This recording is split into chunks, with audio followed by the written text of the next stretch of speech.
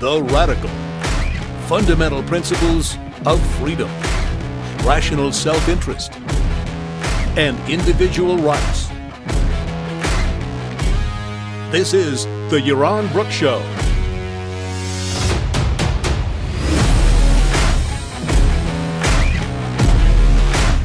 All right, everybody, and welcome on this Friday evening. And I guess I apologize that it's so late in the evening, but my schedule is just insane. And so I was flying in yesterday from Philadelphia. I went to Philadelphia for a business meeting for one day, and no big deal because I get to fly direct flight from Puerto Rico. Nonstop into Philadelphia and then fly back the next day at the end of the day. And of course I get to Philly airport and I'm sitting there and they start announcing delays and delays and delays. So I didn't make it back from Philadelphia until to Puerto Rico until, what was it? I got home at about 2:30 a.m. So today's been completely messed up. It completely screwed up my entire schedule. I slept in, and then everything's been crazy. Anyway, here I am. I'm back on. It's good to be back. It's good to be home from all my traveling, and we're going to do a show today. We're going to do a show every day during the weekend. We're going to do shows at least Monday and Tuesday next week. We'll probably have Amy on Tuesday, so we'll get Amy on Tuesday, and. So I'm excited. Hopefully you are too. It's a great opportunity to use the super chat on YouTube to ask me questions about anything you want, any topic in the world. I've got a few topics lined up for today, but really I'm pretty open because my prep time today was pretty minimal, given what was going on, given what's been going on today. But we're going to have a lot of shows in the next few days to cover a lot of topics. Generally, if there's specific, hot topics you want me to talk about, particular issues, if you want me to focus on something unrelated to politics, which I'm always happy to do, but I need ideas. So tell me what you'd like me to talk about that's unrelated to politics. I'm very interested in that. The politics is easy. I can just open the newspaper and find a million things to talk about. But when it comes to issues that are not political, I'm curious what you are interested in. So let me know. You can always email me at yaron@yaronbrookshow.com. Yaron, YARON, at yaronbrookshow.com. I want to, as always, thank those of you who support the show. You can support the show still. There's a few of you on Patreon. Subscribestar.com, and the main way in which to support the show, most of you have figured this out, is to go to yaronbrookshow.com/support. All right, let's get right down to it. Today I want to talk about a few things. One of them, I want to talk about racism. So I did this show about Trump's racist tweets, and it's just shocking to me the kind of responses that I get on these kind of things. I mean, I don't think this is that hard. I don't think these issues are that hard, but I think that Trump has the ability to bring about, there has to be a good catchy term, just like people call me, the Trump derangement syndrome. There has to be a term to what Trump does to the human mind, which is basically, shut it down or reduce everybody's IQ by like 20, 30, 40 points. Like any one of these things that Trump has done, if Obama had done it, everybody would be outraged and pulling their hair out and really upset. But Trump somehow can do anything and it doesn't matter. But so a lot of questions came up about what is racism? People said, racism means that you attribute a certain characteristic to an entire group. And you say, group X is Y. That is racism. Well, no, that is not necessarily racism. Racism, there are a lot of different forms in racism, but racism does have a definition, but that's not it. People said, well, what Trump did was xenophobic and, there's some other words for that, but not racist. Well, okay, is that better? And what is xenophobia, if not maybe a mild form of racism? So, somebody's proposing Trump-botomy. I like that, Trump-botomy. People experiencing Trump-botomy. Trump-botomy. I like the Trump and the bottom me. I think that has a nice ring to it. So Trump induces Trump-botomy in people. It reduces their capacity and ability to think, because they find themselves in a position where they have to defend him because he's against the left. And we know anybody who is against the left must be a good guy. And Yaron is saying he's a racist, and the left is saying he's a racist, so Yaron must be a leftist. So that's kind of the thinking, or the Trump-botomy pseudo-thinking that people engaged in these days. And it's truly scary. As I've said many times, the Trump phenomena is not scary. Trump himself is not what's scary. It's the people who have the Trump-botomy that is scary, the inability to think for themselves. Anyway, so there were a lot of, it's not racism, it's xenophobia, but xenophobia is just a mild form of racism. It's not racism because you attribute it to their country. It's not racism because da-da-da-da-da-da-da, a million different things. So let's again think about what racism is. Racism is not all members of group X have Y characteristic and thus. No. Racism is attributing or judging an individual not based on his individual character, not based on his individual ideas, not based on his individual characteristics, but based on his membership in a particular group. Now, racism, that group is race. Now, I would argue that race, what does race even mean? What is race? I'm not sure there is such a thing as race. So, it's really to the group he belongs to. And, ethnic group, national group, racial group, if you can either define a racial group. It's funny how race is defined. Like in America, if you have a little bit of so-called black genes, black blood, they say, in you, you're black. In Brazil, if you have a little bit of white in you, you're white, right? Or you're mixed, or you're something. But how you define these things is completely and utterly arbitrary, because race is an arbitrary concept. So racism is treating something based on an insignificant characteristic to his moral character. For example, where he comes from, the ethnic group that he comes from. So let's take Trump's tweets, and I don't think the part that's racist is they should go back to their countries. Now, I think that is ultimately racist, because I think it's associated with a certain approach that racists have taken for generations, and that the alt-right has really played on, which is send them back. And the fact that this became a chant at the Trump rally is truly disgusting. And it shows that what Trump is doing is he is latching on, he is encouraging, and he is feeding a xenophobia and a fundamental racism that exists in the culture. He is not creating it, he is bringing it out. So the idea of send them home, send her home, send anybody home who's an American citizen, has long been associated with racism, has long been a racist slogan. And as I said the other day, when I attacked the alt-right, that was one of the things they attacked. They came back at me. We're going to send you home, Yaron. We're going to put you on a plane and you're out of here. As soon as Trump's elected, they said, you're going back to Israel. We don't want people like you here. But that is not the part of the tweet that I identified as primarily racist. The part that I identified as racist is that Trump associated the ideas of the people he was criticizing, not with their ideas, not the nature of the ideas, not the ideas themselves, but with where they, as individuals, came from. That is, he was judging them not because they're socialists or because they're anti-American or because they're, just horrible human beings, which I believe all four of them are. And even not because they're racist, because all four women, the squad, are racists.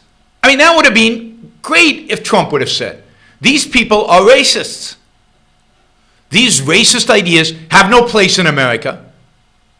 And for a congresswoman to hold racist ideas is a true disgrace and an insult to the American people. That would have been a cool tweet, calling them out on their racism, on their anti-Semitism, on their anti-Americanism. But that's not what he wrote. He wrote, these people come from horrible countries. They have horrible ideas that are sourced in those horrible countries. But everything about them was affiliated with their horrible countries. It wasn't about them. It wasn't about their ideas. It wasn't about their choices. It wasn't about their character as individuals. That you should morally condemn. It was about where they came from. And not to mention the fact that 3 of them, of course, come from the United States. So it's just ignorant, factually, just ignorant. Right? Now, of course, because I'm criticizing Trump, and because I agree with the left that Trump is a racist, I'm a racist. Now, I'm a leftist. I'm sucking up to the left. But that is pathetic. Trump is playing to the racial prejudices of his supporters. Whether Trump himself is a racist or not, who cares? What Trump is doing is he's fueling xenophobia, racism, the worst kind of nationalism among his supporters, and it is growing, and it is going to become a significant, substantial, powerful political force in this country. Racism is when you attribute to individual, when you judge an individual not based on who he is, not based on an individual characteristics. It's when you judge a person based on where they came from, based on the color of their skin, based on their ethnic background. And that was all over Trump's tweets. And it's all over the chant, "Send her back." And I know, this is the way you fight the left. That's okay. That's okay. And the solution to the left is the authoritarian right, because that's all you're going to have left if this is how you fight the left. If the choice in America today that Trump is manifesting is between a crazy anti-American socialist left and a crazy anti-American nationalistic right. And you might prefer the nationalistic right on the socialist left, but that is a horrible, horrible choice, and it's not a choice that I would stand by. And it's the choice that, as somebody mentioned on the chat, Leonard Peacock describes in the dim hypothesis, and it's the choice that it seems that America is moving towards, and that is the authoritarianism of the right as the collectivistic right. Somebody's saying I'm naive. No, the people who are naive are you. The people who are naive who think that Trump is benign. The people who are naive who think that Trump is just an anti-left, but he's really for free markets and free trade and individual freedom. And I'm going to talk, I think tomorrow I'll do a show on the new conservative nationalist movement. They just had a conference, National Conservatism Conference in Washington, D.C. last weekend. I'll talk about that tomorrow. And if you think that is a world you would rather live in rather than the world the left is creating, then you are nuts. And by the way, this has always been how authoritarians and fascists have risen to power. You know, Hitler was an antidote to the communists. The communists were going to take over. The communists were the biggest threat. There'd been a Russian Revolution. The Soviet Union was growing in its influence over the world. And people voted for Hitler as an antidote to the rise of socialism in Europe. It was the anti-left. And I'm not saying Trump is Hitler. I'm saying Trump is the precursor to fascism. He is leading us in that direction. But it's always that way. It's always, you get a dictator from the right because the left is so horrible. And we need to fight the left. And the only way to fight the left is to give immense power to the right. And that is just a utter, I mean, it's just horrific in terms of what the future holds for America. And I'm seeing more and more of this, that the only true alternatives in American politics today are manifest by Donald Trump, which means a movement towards authoritarianism and more control and collectivism and nationalism on the right, and on the left, pick your poison, AOC, Elizabeth Warren, Bernie Sanders, or nothing like Biden, and nothing's never win. Not in the long run. They may win an election, but ideologically they never win. So nothing. And I'll talk tomorrow about this attempt, this active attempt to create an intellectual movement around Trump's ideas, and that's the National Conservative Movement, which just had its inaugural conference this last weekend in Washington, D.C., and made a big splash, and we'll talk about that tomorrow. All right, Corinne asks, have you seen Medici Masters of Florence on Netflix, written and produced by, I didn't know it was the same writer as The Man in the High Tower. I'm not a fan of The Man in the High Tower. I started watching it. I watched the first season. I really didn't like it. I didn't like, I like the kind of the parallel universe of where the Nazis and the Japanese win World War II. That can be interesting. But they had to overlay it with this mystical element, which I thought was just unnecessary and stupid, and it has to end in a dead end, because in a parallel universe, and you can go in and out of this parallel universe. It's not interesting when you do that. If you want to play alternative history, then play straight alternative history and make it interesting. This was not. So I didn't like The Man in the High Castle. Medici, Master of Florence, I think I saw season 1. It was interesting. I didn't think it was that well made, but I enjoyed it because that history is fascinating to me. I actually think the history is even more fascinating than what they show in the show. I don't know. I guess I didn't get that excited about it, even though it's a period of history and a place, Florence, which I think is really, really important. And that's something maybe on Sunday I'll talk about Florence and kind of the history around Florence, because I think there's a lot to learn and the art and stuff. So maybe that'll be a more positive, interesting show. Daniel asks, should I have self-interest in preserving my own race or ethnicity? No. Unequivocally, no. There's no self in race. Self is what you choose. Self is what you make.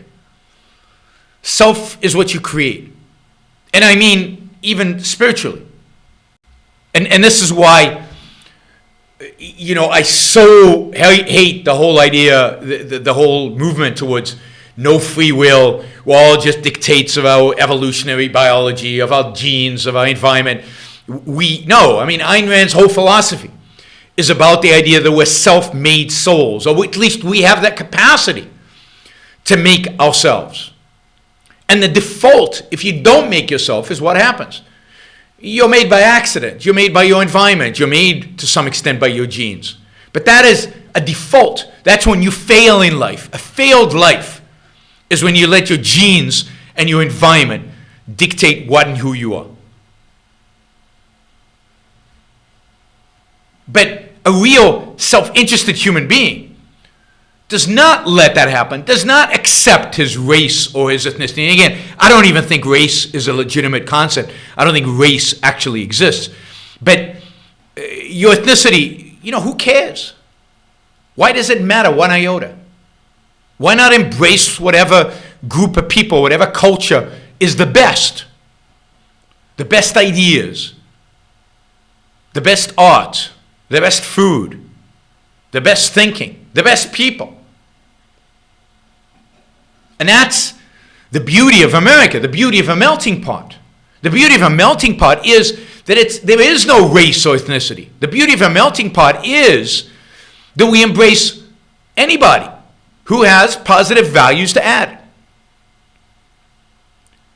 But part of the deal is that you embrace the culture that is here. You embrace the fundamental ideas that made this country what it is.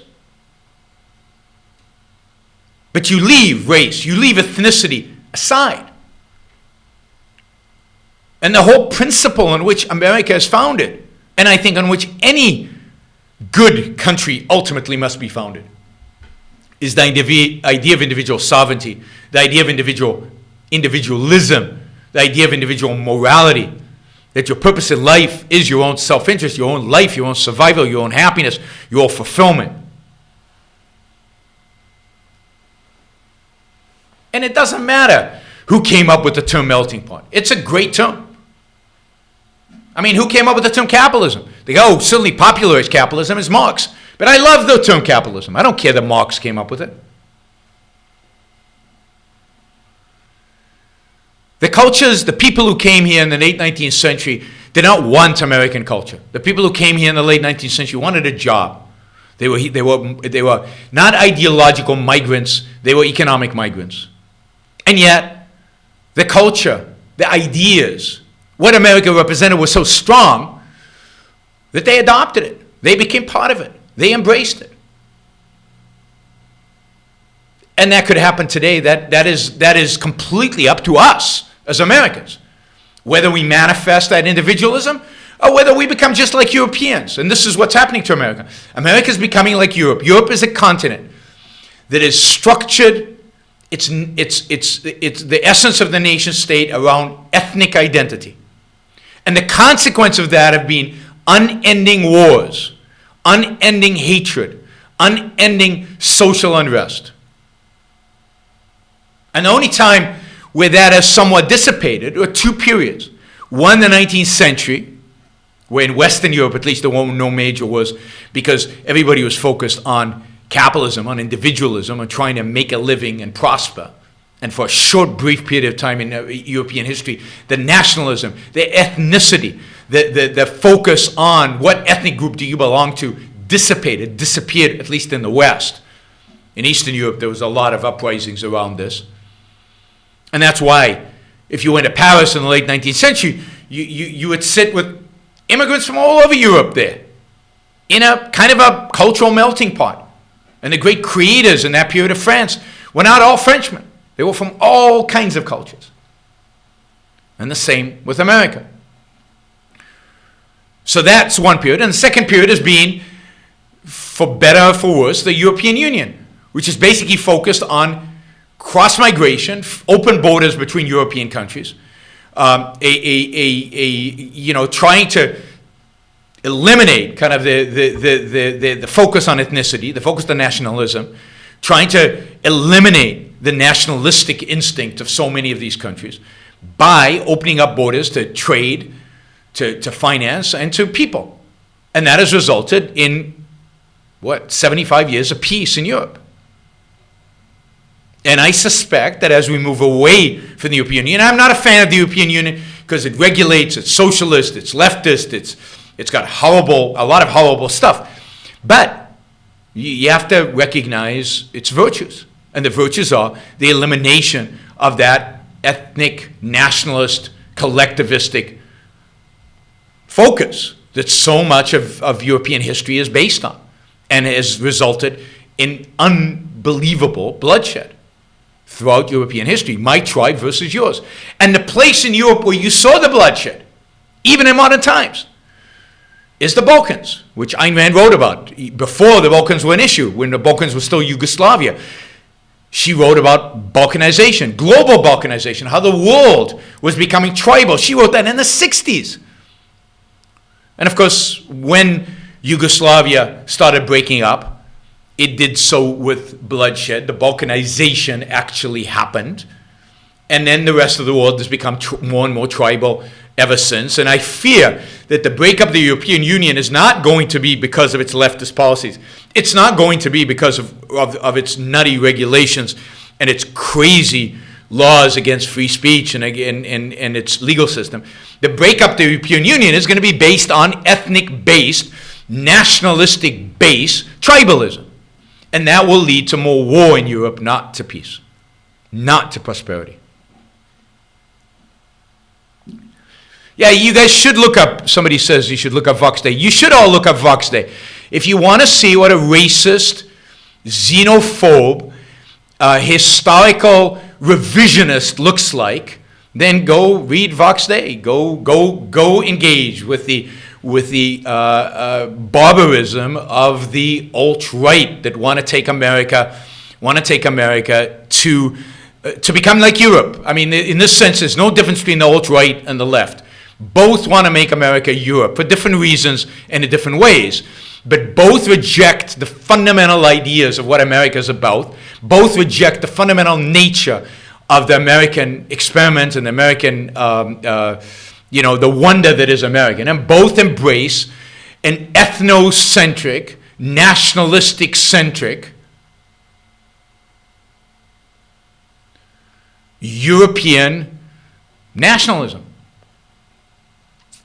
And the consequence of that are, bloodshed, blood and soil, as those really good people, there were some good people there in Charlottesville, some good people chanting blood and soil, and Jews will not replace us. The good people of the neo-Nazi movement. That's Vox Day. That's Vox Day and his allies. So, yeah, if that's what you want, if that's what you believe America is, go for it, people. But that's pretty sick. That is pretty sick. If you want to ask questions, see there's a question about China, use the super chat feature, and I'll happy to answer your questions if you do that. Let me see, was there anything else I wanted to say about that issue? What was the question again? Yeah, so you should not embrace in your self-interest the unchosen, but more importantly than the unchosen can be fine. It's the irrelevant, and your race and ethnicity are irrelevant. So, for example, you might have a particular skill that was not chosen, and you can choose to embrace that skill, right? But don't embrace your race, your ethnicity. You are you. And what does it mean to embrace your ethnicity? Liking their songs, their chants, their religious holidays, their what? Their humor, their food. I mean, sure, food. I mean, don't we all love the food we grew up with to some extent? But even there, wow. I mean, I love, and I know I'm already called a globalist, so what the hell? I have nothing to lose. I love globalization, partially because think of how much experimentation one can do today with food. I mean, you can eat food from everywhere in the world, and there's amazing tastes out there. Amazing food out there. And then you've got fusion of different foods. I mean, it's so cool. But that's true of so many of the more positive cultural aspects. And the negative cultural aspects, let's eliminate them. Let's demand that they go away. That's the nature of the melting pot, is to embrace the positives and reject the negatives. Reject the negatives.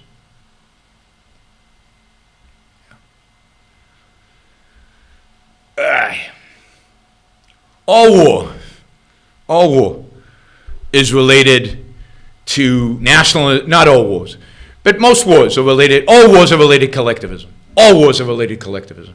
And one of the major causes of war is collectivism around the nation, around the tribe, around the ethnic group. Other forms of collectivism that have brought about war is religion, is religious wars. And Europe was, of course, for hundreds of years, was engaged in massive religious wars that were just horrific, that killed more people than World War I or World War II. If you want the best essay I've ever read on war and the causes of war, I would encourage you to read The Roots of War, by Ayn Rand, surprisingly, right? Not surprisingly, in Capitalism, Not an Ideal. The Roots of War by Ayn Rand in Capitalism, Not an Ideal, and there she shows that the roots of war is collectivism. Individualists don't go to war, are not interested in war. And in America, when America has embraced stupid wars, it has been in periods where it's embraced collectivism, where it embraced collectivism ideology. If you think about Woodrow Wilson getting us into World War I, or you think about, I think it's McKinley administration getting us into the Spanish-American War and conquering the Philippines for some bizarre reason, it's all because of American patriotism, American nationalism, American The envy of the British and other countries' empires, and America needs an empire. Why? The way for America to keep its sovereignty is to open up its borders, but not give up an inch of its legal system internally. And when I say open up borders, I don't mean anybody can just walk in whenever they want. I don't mean tomorrow. I don't mean, anything I say, I don't mean tomorrow, right? But I know somebody's going to say, he said open up the borders. He's an open borders. Anybody can cross in anytime. If you study what I've actually said about immigration, you know that's wrong. All right, here we go. Is it suspicious that Iran is suddenly in the news nonstop? Could they be trying to manufacture consent to war? Odd they'd start a war with the U.S. when they know we can obliterate them immediately. Well, Iran's not the one that has placed itself in the middle of the news cycle. It is America that has chosen to put Iran in the middle of the news cycle. Iran is not behaving unusually. Iran has been sponsoring terrorism since 1979. Iran was responsible for the death and murder of American soldiers in Iraq throughout the Iraq War and since.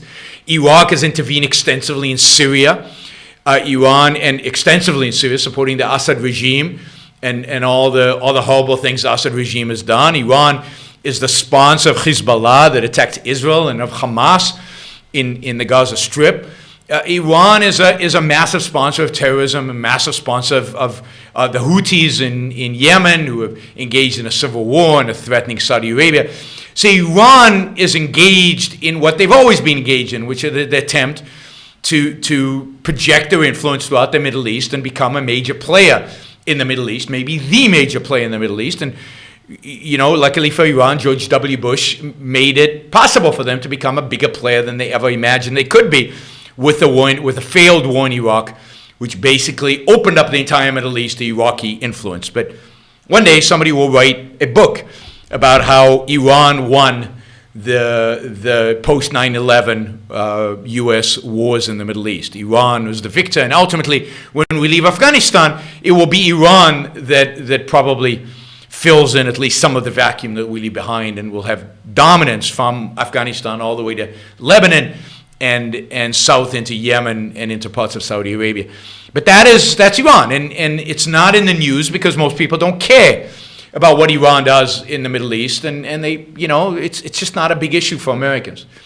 But what's happened with the Trump administration is, one, Trump, during his campaign, and Trump is very sensitive to the things he said in the campaign, said he would get us out of the Iran deal, and said that Iran was a bad actor. So he's acted on that. He's got us out of the Iran deal. He's increased sanctions on Iran. He's increased sanctions on countries that deal with Iran. So he's put a lot of pressure on the Iranian economy. They've also made noises, moved troops, moved American ships into the area as a threat to Iran to come to the negotiating table and get a better deal than we had before. And so on top of that, John Bolton, who is Trump's national security advisor, has been a long-time Iran hawk. Now, look, I believe Iran is an enemy. I believe Iran should have been annihilated after 9/11. I believe that we shouldn't have gone to war with Iraq. Or Afghanistan. I think we should have gone to war with Iran and Saudi Arabia. I think those are the two enemies of the United States. I'm not saying any of this from a position of liking Iran or a pacifist towards Iran. I'm just saying it in terms of what is actually happening. So the Trump administration has indicated that it is going to put military and economic pressures on Iran in order to get them to cave. But the Iranians are not in a caving mood, and they're just not they don't easily cave. And what the Iranians are doing is they're playing tough with the Trump administration. And for every move that Trump makes, they make a move. And the history that Iran has with the United States since 1979. So you say, do they really want to start a war with the U.S. when they know we can obliterate them? But they know we won't. So every piece of experience Iran has since they took the American embassy hostage with, 50 American citizens and American diplomats hostage out of the American embassy in November 4th, 1979. Held them there for, what was it, 200 and something days. No, 444 days. I think it was 444 days. We did nothing. We tried to rescue them once, and the helicopters crashed in the desert, and Americans died. We were so pathetic. Then they killed Americans throughout the 1980s in Lebanon and other places. They were responsible for all kinds of terrorist attacks against the United States, including the Kobar Towers in Saudi Arabia, where a bunch of American soldiers died, and we did nothing. Then they tried to build nuclear weapons, and we did nothing. I mean, a deal that Obama, some sanctions, but not militarily. So then recently, they shot down an American drone, and Trump did nothing. So what is Iran exactly afraid of? Why is Iran afraid of America? I mean, their entire history suggests that America is a paper tiger, that America, wields a big stick, but never actually uses the big stick. It's a big talker, no action. And that's true of the Clinton administration, the Bush administration, the Reagan administration, every single one of these administrations. Every single one of them. The experience of the Iranians is they will not be touched. They said they would kill Salman Rushdie. They said they would destroy American publishers who published Salman Rushdie's book. What did America do under George Bush Sr.? Nothing. To hell with defending free speech. So Iran is not afraid of the U.S. It doesn't like the economic sanctions, and their deal is they're going to push the United States because they know that if they push the United States enough, then Trump will come to the negotiating table. And the fact is that they believe that they can get a better deal with Trump than they probably could with Obama because, Trump, given what he's doing with North Korea, appears to them to be a bit of a wussy when it comes to trade. And if you look at NAFTA 2.0 that Trump talked up, I'm going to get a better trade deal, then it turned out to be just the same as NAFTA 1.0. So what have the Iranians got to lose by negotiating with Trump? Nothing. So basically what they are doing is they are pushing, and they're pushing the Europeans, and they know Trump doesn't want to go to war because Trump promised no wars. Trump promised to get out of wars, and even though he's still in Afghanistan, he promised to get out of wars. But they're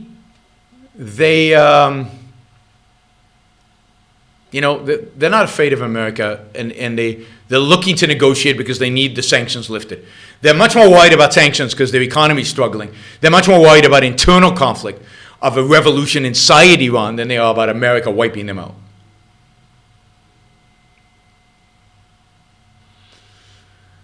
All right. Isn't it rational to observe different racial groups on average are more prone to having certain traits, attributes like intelligence and athleticism? In very narrow contexts, like athleticism, if I'm looking for a long-distance runner, then I'm not going to go to blacks, because I know lots of blacks who are not very good long-distance runners. But I'm going to go to Kenya, or was Kenya, Uganda? I think it's Kenya and Uganda. And for whatever reason, and a bunch of reasons, both biological and in terms of training and in terms of altitude, that makes runners from Kenya and Uganda really, really good. But if you want a runner then you don't go to other parts. I don't know, to Ghana. I don't even know, right? South Africa.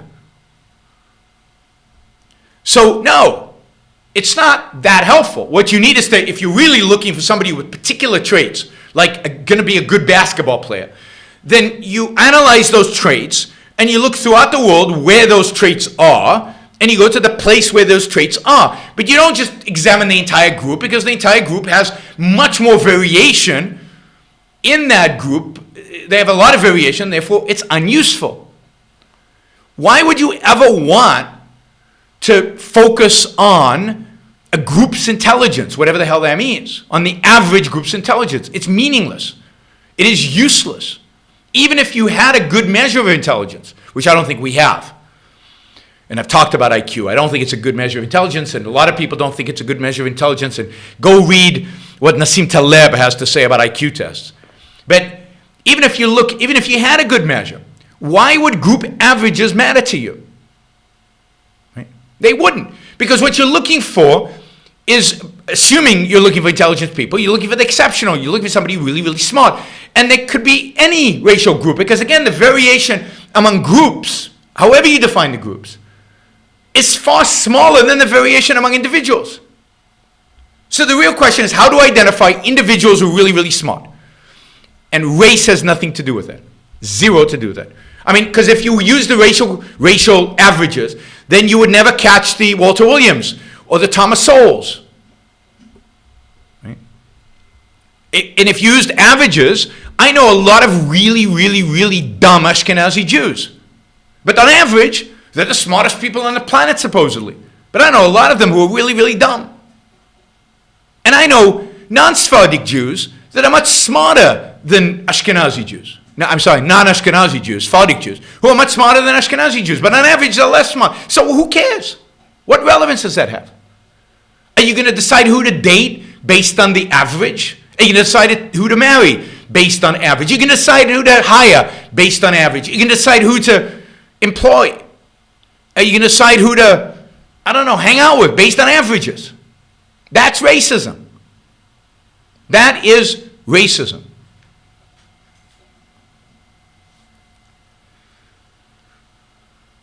And intelligence, was Hitler an evil genius or just lucky? I mean, it's not that he was just lucky.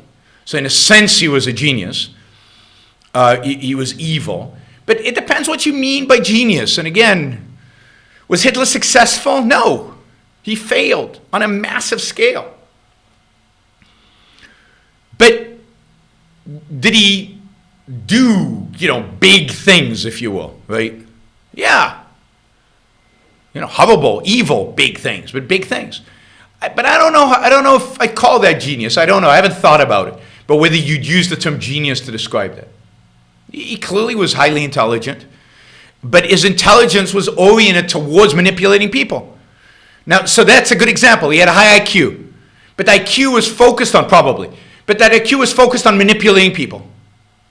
Trump, to the extent that he has a high IQ, is all focused on how to manipulate people. But is that a virtue? No. I mean, Ayn Rand, at least according to Ayn Rand, that is the essence of a pathetic life, of vice.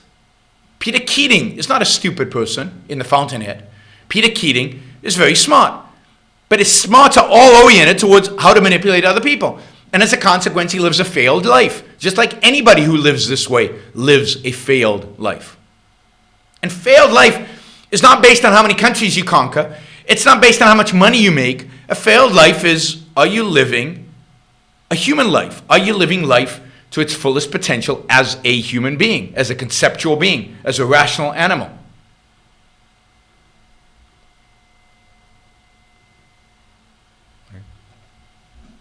So let me just make this point because I see it on YouTube. Racism is not the idea necessarily. One application of racism is this idea, but it's not the idea that the inherent racial superiority of a certain race. That's an aspect of racism. But racism is, and I encourage you to read Ayn Rand's essay on racism. Again, Ayn Rand's the best on these things.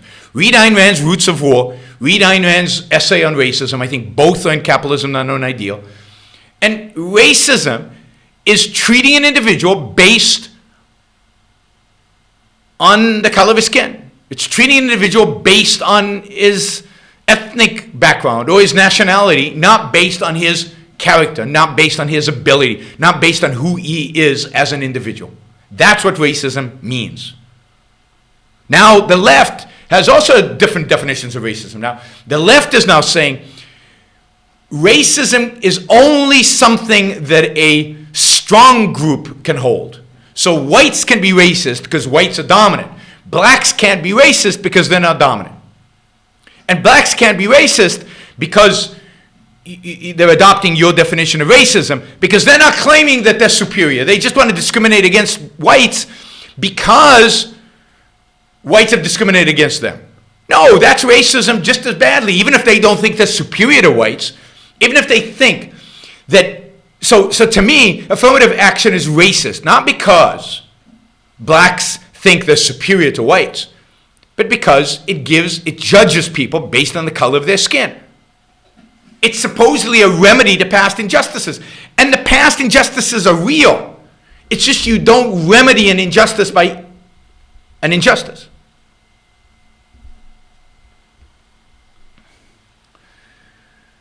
Stephen Molyneux argues that the level of civilization is related to population IQ. Jared Diamond, Guns, Germs, and Steel, seems to have the rebuttal to that idea. What do you think? I mean, I think Stephen Molyneux is wrong. I think Stephen Molyneux is a racist and an anti-Semite. I mean, if that were true, and since Ashkenazi Jews have the highest IQ, they would have the highest level of civilization, and that's not being true and never been true. Maybe in the Old Testament times, but not since then. And I haven't read Jared Diamond's rebuttal, but I'm sure he's a better source than Stephen Molyneux, who I don't consider a source for anything. And I really encourage you not only to stop listening to him, but to unsubscribe to his channel and to take away any sanction you might be giving him, because he is a bad person, and you should not be affiliating with such a person. But there's just no basis for that. Civilization is a consequence of ideas. And I don't think Jared Diamond knows this either. So Jared Diamond is wrong in Guns, Germs, and Steel. They're all wrong. All these historians are wrong. Because the fundamental driver of human history is ideas. And how ideas spread through cultures, and where they come in, and how they come in. That's a fascinating topic. But that is not related to IQ. That is related to a bunch of characteristics that certain cultures have. So, for example, if you look at the Middle East today, if you look at Arab populations, you would say, and I know there are people who rebut this as well, but you would say, well, they can never have a civilization because they're Arabs and they have a low IQ, supposedly. But yet, from around 900 to around 1500, at least in Spain, the Moors, who are black, by the way, had the highest civilization of the time. You know, the Chinese, the Eastern Asians, who have, according to the IQ tests, again, have very high IQs, have had civilization, but also been very good at destroying civilization, and the West has way outstripped them, including in countries that, on average, have lower IQs than China. It's just bullshit. China's problems have to do with the fact that they never had an Aristotle. They never had a real, reality-based metaphysics and epistemology. They never had the idea, and therefore never embraced reason. And therefore, their ability to go from civilization and keep advancing was limited, was capped. Not IQ. It was the lack of a great philosopher. And that's historical accident to a large extent. And maybe there are causes why good things happen in Greece. But they don't have to do with IQ. They have to do with, I mean, there are a number of different theories about this, and I'm not an expert in either one of them. But they have to do with the particular nature of Greek society at the time, and people maybe who invaded Greek. But again, do we know what the IQ of the Greeks were? I mean, this obsession with IQ is just, I mean, let me be very clear, and this pisses me off. The obsession with IQ is nothing more than a disguise for racism in the guise of science. But this is what the Nazis did. The Nazis studied, the biology of human beings, and there was the whole eugenics movement. This was scientific. The idea of differences between races on a scientific basis was the eugenics movements in the United States in the early 20th century that then bled into, that influenced to some extent the Nazis of the 30s and 40s. And that's what it leads to, and it leads to nothing else. And IQ is just another derivative of the eugenics movement in the way it's being used today. And in my view, it's disgusting. You don't group people like that. You want to study culture and intelligence. Sure, because I think there's a feedback mechanism there. But to study race in any way is worse than useless. It is a foil for racism and a disguise ultimately for racism. And even if people are doing it innocently, they will become tools of the racists, which you're seeing right now. I'm sure I don't think Charles Murray is necessarily a racist. But the bell curve is being used significantly by racists and will continue to be used.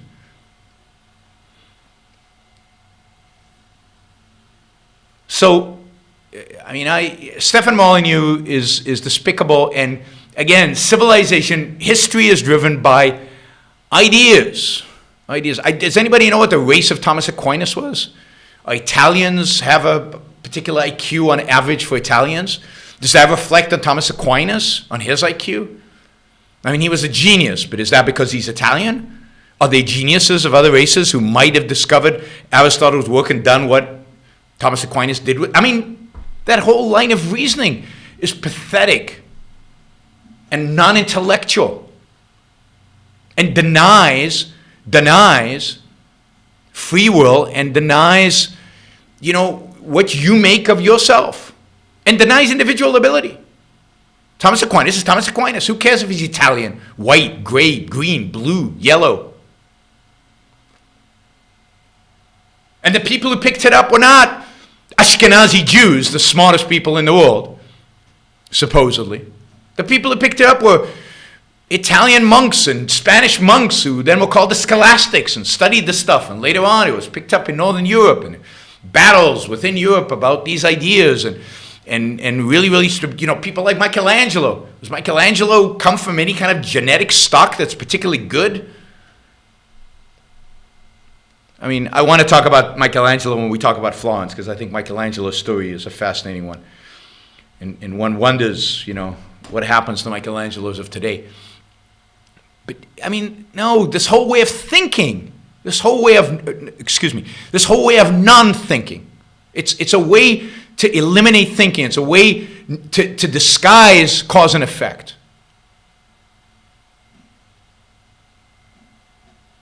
And it's in a way, in the end, just to embellish and to promote xenophobia, racism, nationalism, collectivism, all the different forms of collectivism. And all collectivism is evil. All collectivism is bad. There are no forms of collectivism that are good. There's no collectivism at the right, that's good. Collectivism at the left, that's evil. No, they're all evil. Jennifer asked, do you think part of Trump's attack on the squad was to imply the legislative branch is not as important as the executive branch? I mean, I think that's part of his agenda generally. I think part of Trump's agenda and part of President's agenda has been for a long time, but Trump in particular, is to diminish the legislative branch and to highlight the executive branch and to show its power. I think this is much more to do with trying to politically associate the Democratic Party with the squad, make the squad the headline of the newspaper. He knows that he can write racist tweets and that will not affect the support he has, particularly not with his base.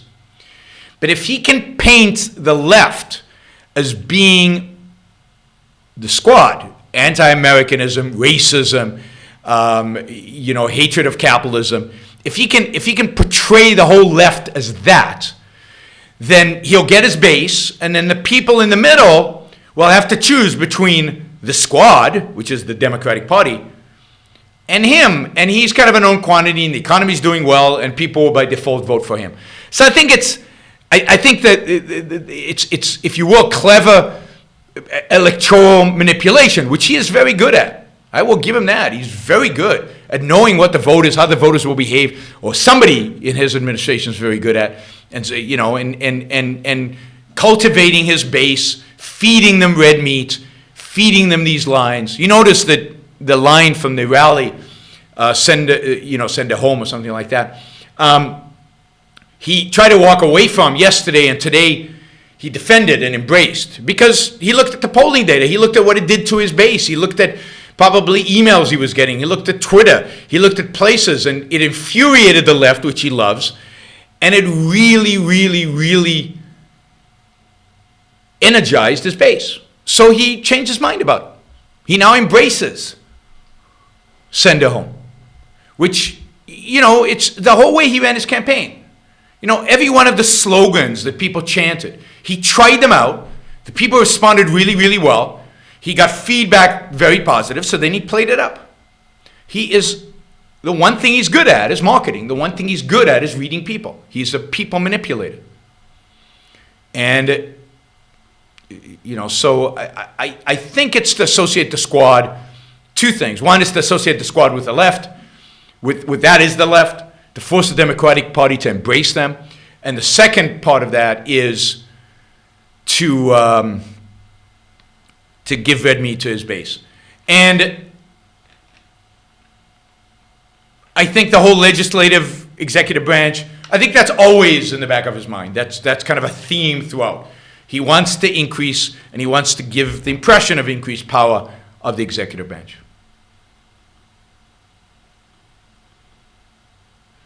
If you're anti-freedom, you should leave. Consistency, I'm not sure what that means. But if you're anti-freedom, what does it mean you should leave? Are you going to force them to leave? They haven't violated anybody's rights. It's an idea. And who's not anti-freedom in America today? Who's not anti-freedom? 95% of the American population is anti-freedom, as I define it. Freedom means the protection of individual rights. Freedom means no Medicare, no Medicaid, no Social Security, no regulation of banks, no deposit insurance. How many people in America are pro-freedom? Like 5? Me and a few of the people in the chat here?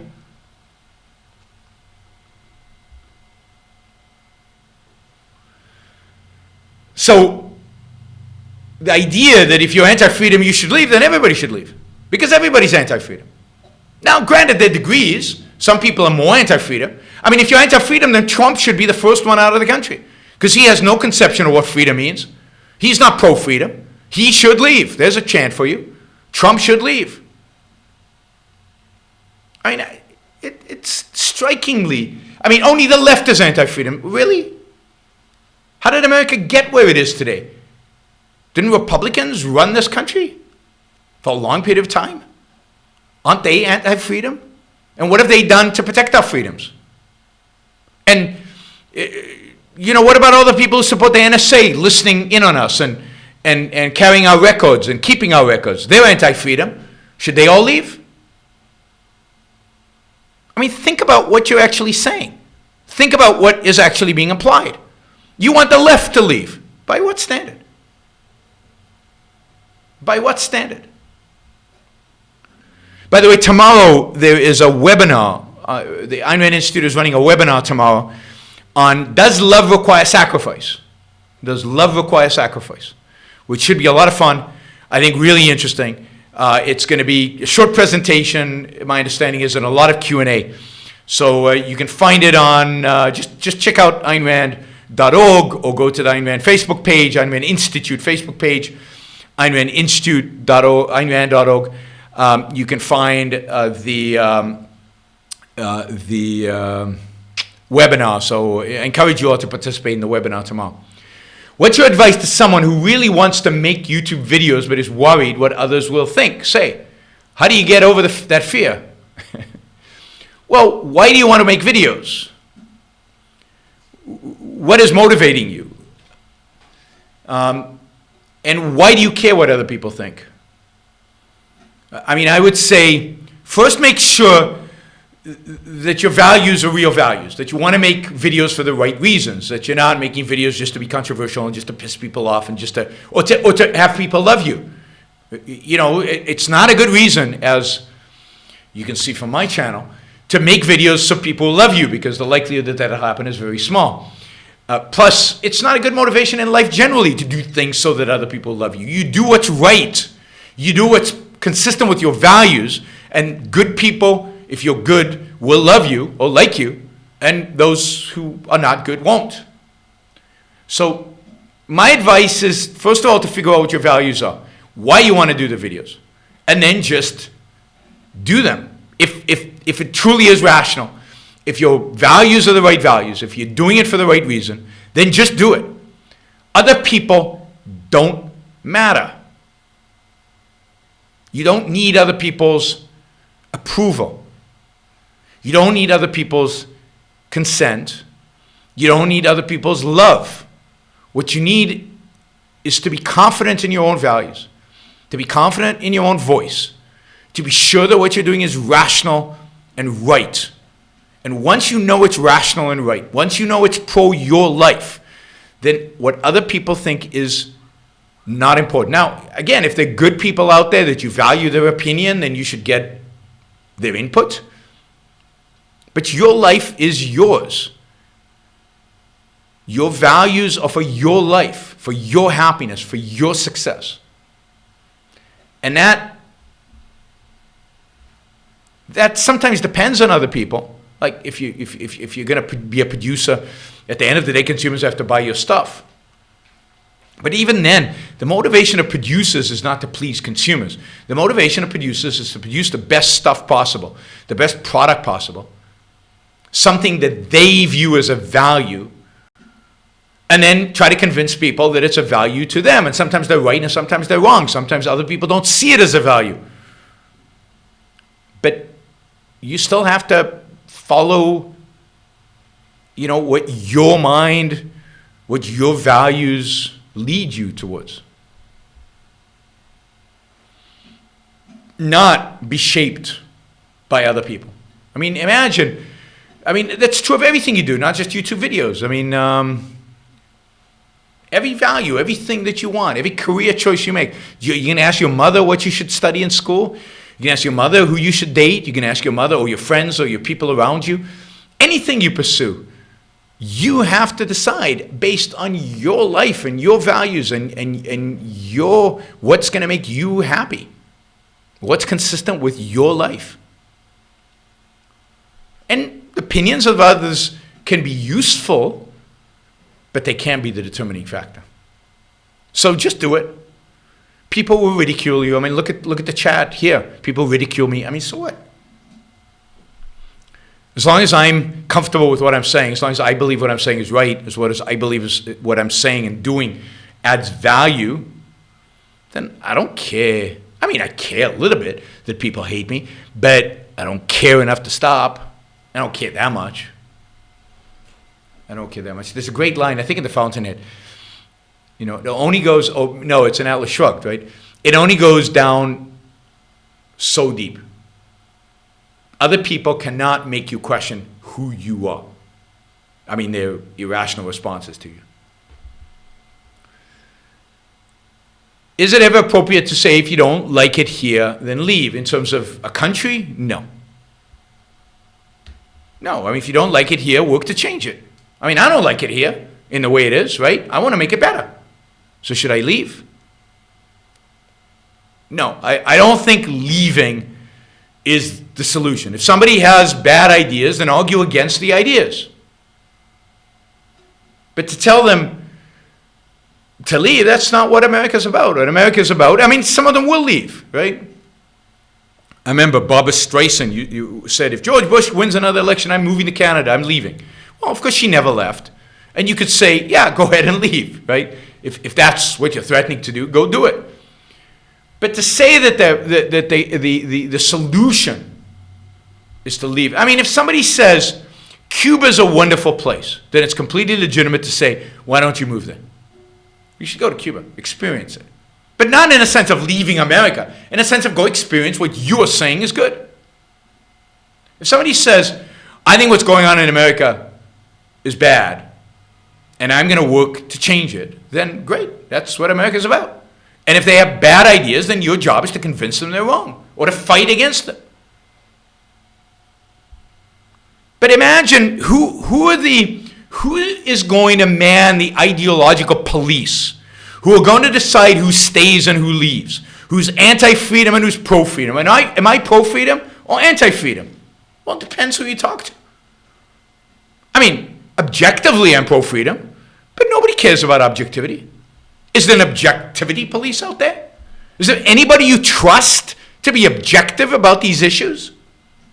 Should leftists leave? Should rightists leave? Should people in the middle who can't frigging make up their own mind about anything, should they leave? I complain bitterly about America all the time, and lots of people have told me to leave. Am I the person you would like to leave? Would that make America better?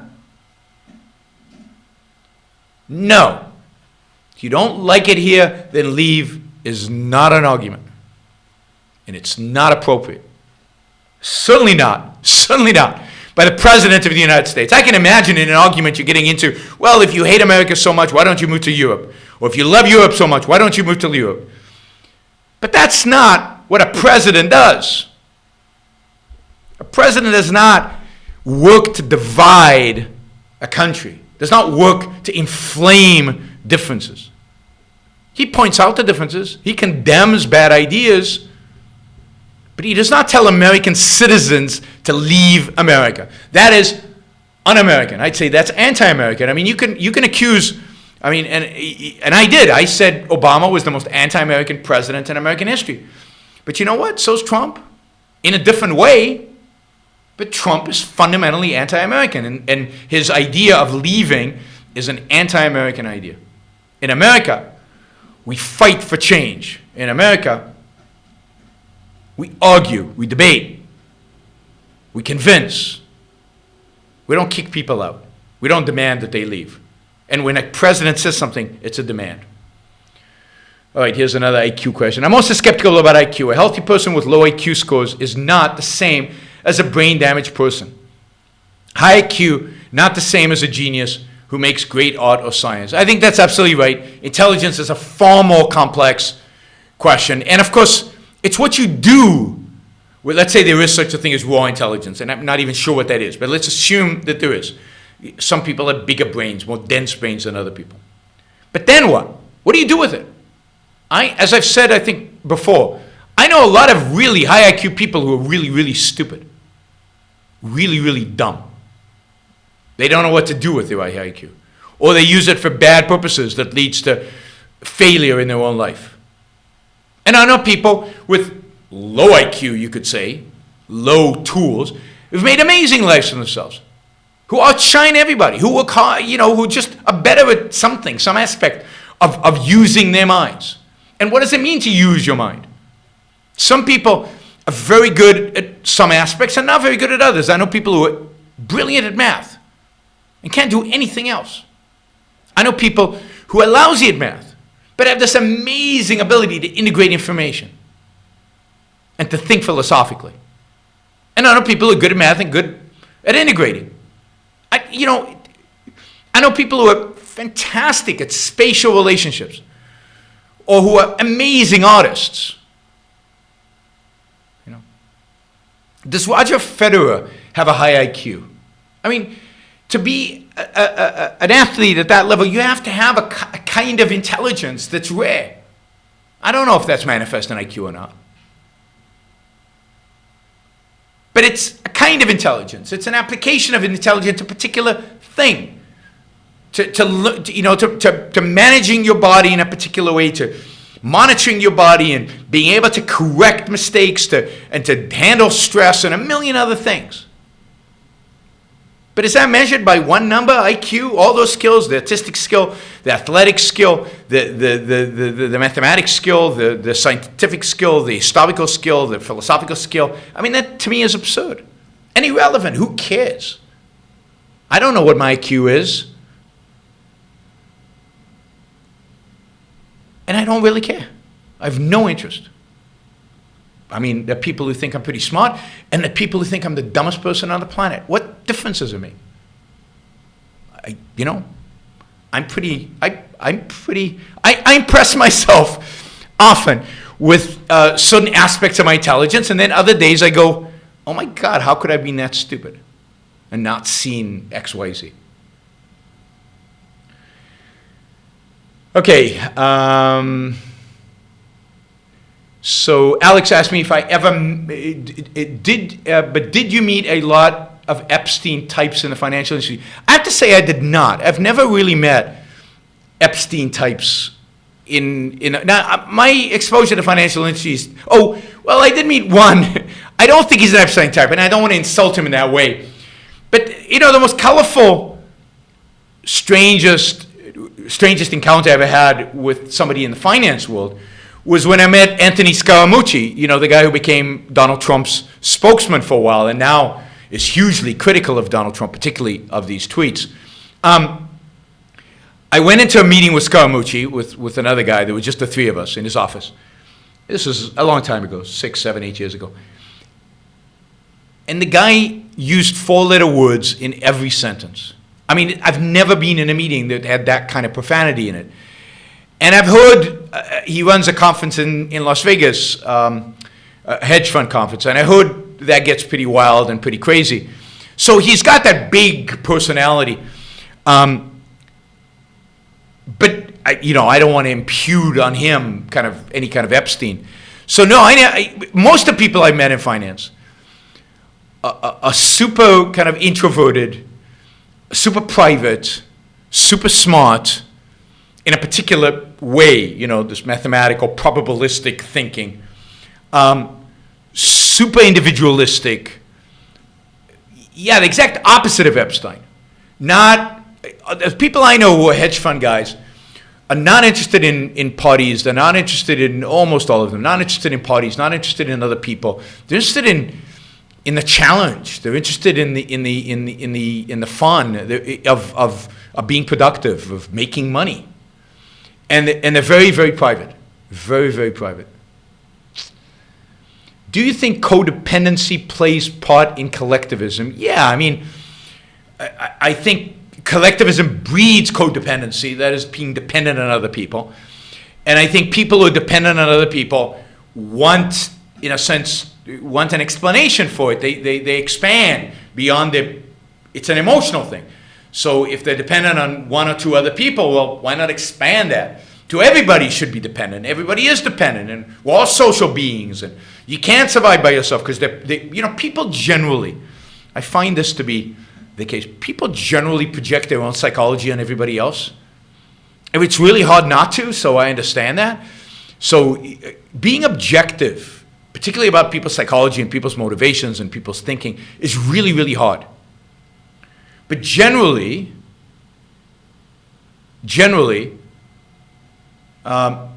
people project their own psychology on other people. So if you have a psychology of dependency, you project it on other people. And then you want everybody to be then you want collectivism, because that's the social manifestation of that dependency. And individualists often think other people are individualists and then are tragically disappointed by other people. Somebody says his wife is a lefty. I don't know who you're talking about. Not my wife, believe me. So it's hard to understand other people because your only experiences with yourself. Your only direct experiences with yourself.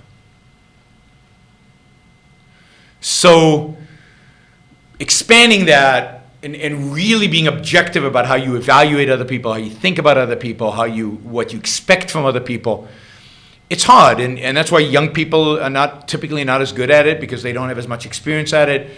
And you need experience. You need to learn. You need to be engaged with other people and see how they respond and be alert enough to recognize that they are different.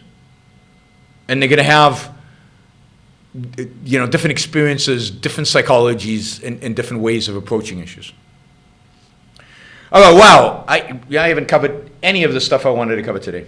That's fine. We've got plenty of shows in the next little while. I was going to talk more about, I talked about Iran, so we did that. But I wanted to talk about Rush Limbaugh's comments today about physical conservatism. It turns out there isn't such a thing, he says. And they were just kidding or they were just using it as a political ploy during the Obama years. That's according to Rush Limbaugh. No such thing as physical conservatives. It turns out you can run as big of a deficit as you want. There's no impact. And then you guys want to tell me there's a difference between the left and the right in this country? Really? All right. I want to talk about that more tomorrow because there's a lot to say about that, particularly in the context of this new national conservatism. That's what we'll talk about tomorrow. Okay, so tomorrow the show will be at 3 p.m. East Coast time. Tomorrow is Saturday, 3 p.m. East Coast time. I am pretty sure that I'm going to meet that schedule. I know I keep freaking out on you and moving away. And moving the times or canceling and stuff, but unless something dramatic happens tomorrow, I should be all ready for you guys at 3 p.m. We'll be talking about national conservatism, Rush Limbaugh, Economic fallacies. I've got a whole list of economic fallacies that people are claiming exist. Some of them are true, some of them are not. The biggest one is deficits don't matter. That's one that the left and the right now embrace and have adopted. But there are a lot of others. So those are the topics for next time. And on Sunday, I think I'm going to do a positive show. I want to talk about the genius of Michelangelo. I want to talk about the amazing history of Florence and what we can learn from that history, and why were so many geniuses born in Florence? I mean, think about it. Galileo, or lived in Florence. I don't know if they were all born there. Leonardo da Vinci, Galileo, Raphael, Michelangelo, or at least did significant work there.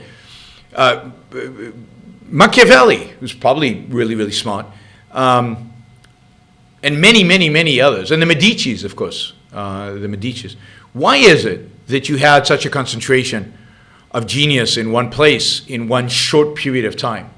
And if you think about the sculptors and the painters and the scientists of that early period and what they achieved in 300 years, from the late 1300s, through the early 1600s when Florence starts declining. How did that happen, and what drives it, and where does it come from, and why so many people? What is it that brought that about? What is it that brought it about, and why don't we see it in other places? And to some extent, why don't we see it today? Or maybe we do. That's a good topic of conversation. That'll be Sunday. So we'll talk about the Renaissance, and if you guys, some of you might even know about the Renaissance more than I do, so I am really interested in you guys. And remember, my motivational pitch at the end. Remember, your life is yours. What matters to you is you. You're my responsibility. Your responsibility as a living entity. Your responsibility as a human being is to live the best life that you can for you. The group that you belong to, what does that even mean? You don't belong to anybody. The group you were born into, your ethnic group, that has nothing to do with your life, with your values, with your choices. Those are you, based on the facts of reality, based on what's true and what's false, based on what's right and what's wrong. Not based on tradition, not based on what your ancestors decided, but based on what you think is right or wrong. Well, not what you think, what you identify as right or wrong. Don't succumb to the temptation of group identity. Don't succumb to the temptation. Oh, just a little bit. Oh, I just like to be around people who look like me. Why? What does looks have to do with anything? Real friendship, real bonding has to do with spiritual values, has to do with character, moral character, has to do with other person presenting a value to you, being a value to you. Not because of the color of their skin, not because of that they belong to the same group or the same nation that you belong to. Here I am a globalist. I want the best people in the world around me. I want to be friends with the most wonderful people in the world. And I don't care one iota what they look like, where they come from, where their family comes from, where their family come from, what tribe they belong to. None of that is relevant to who they are, what choices they made, what values they present to me as individuals. What is their character? What are the choices they made? So, focus on you. Focus on your life. Focus on what will make you, as an individual, happy over your lifespan. And that means focusing on rational values. Rational values. The values that are truly appropriate for human life. All right, everybody.